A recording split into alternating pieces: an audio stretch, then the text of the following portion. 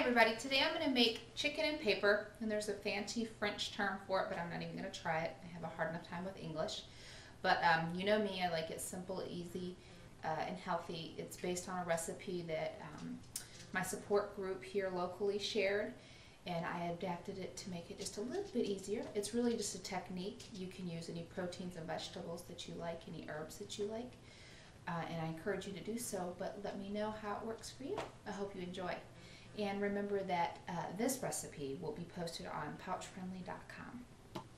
For chicken and paper, you'll need chicken breast divided into 4 or however many portions you're making, salt and pepper, a chunked onion, 1 zucchini, 1 squash, and store-bought pesto, and parchment paper. Okay. Part of this technique is the parchment paper. We're going to make little pouches to cook our chicken and vegetables in. So after you've taken fairly large size pieces of parchment, fold it in half and make a crease. I like to clean up the edge just a little bit to make my folding easier.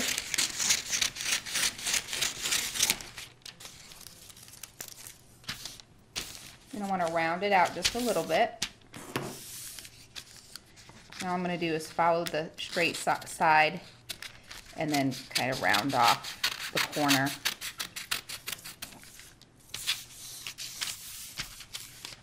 And do the same on this side.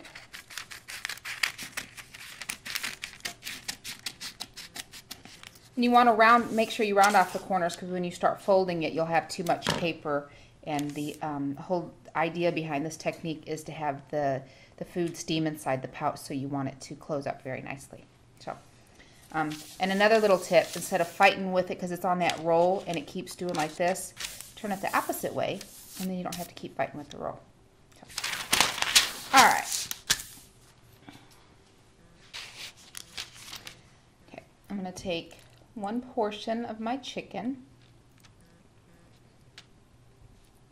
and put it in the center of 1 folded half, well, a little bit more towards the fold, I guess, and just kind of almost like a 1 layer.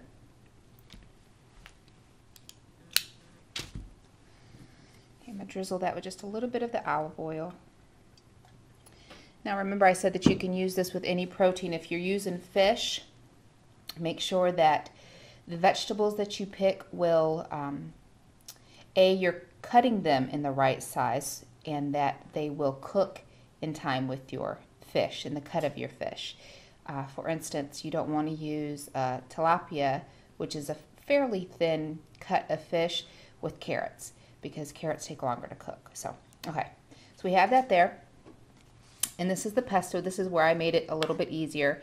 I know I added calories by doing a store-bought pesto, but times being like they are, and fresh herbs costing as much as they do right now, I opted not to go with that because we use them so infrequently that I end up wasting half of them.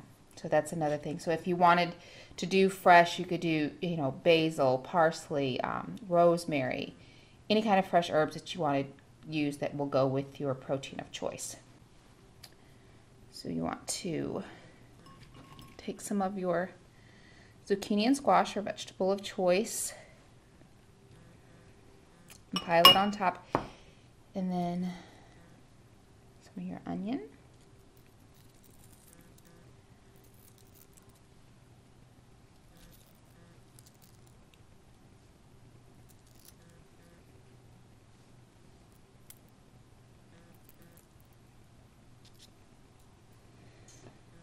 And then your pesto. Notice that I've taken it out of the container because I didn't want any cross-contamination going to the raw fish or chicken back into the bowl that the pesto came in. So,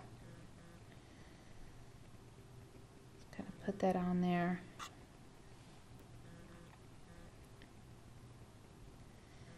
And as it steams, it's going to help it spread out a little bit and get down into the chicken and be really yummy. Okay.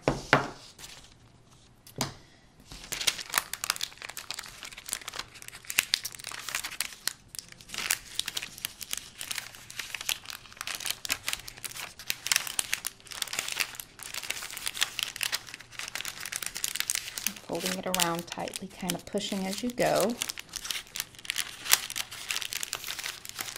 If you've never done this before, it'll take you a little bit of time, so.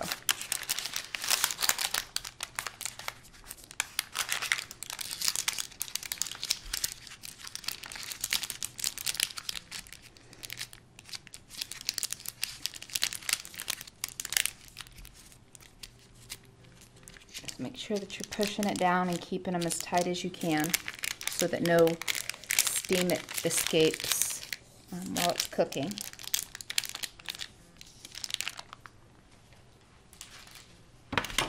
Okay, and there we have all 4 pouches on a cookie sheet, and I'm going to put it in a 400-degree oven for 25 minutes for the chicken until it comes to internal temperature of 160.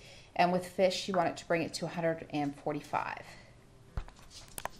Okay, they've cooked for about 25 minutes. I'm just going to poke it very carefully. Be careful of the steam.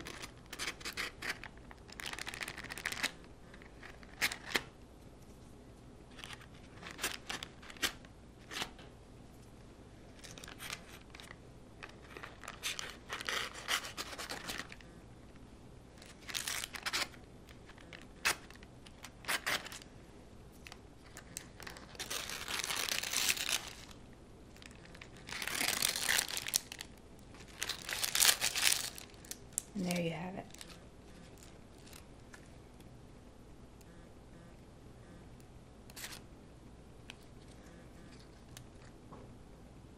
The squash, everything's still just a little, they're not very tender. Or too tender, I should say. And the chicken's all cooked through down in there. So there you go. And you can put it on the plate as is, or take it out of the plate, serve it over pasta or rice for your family. So enjoy.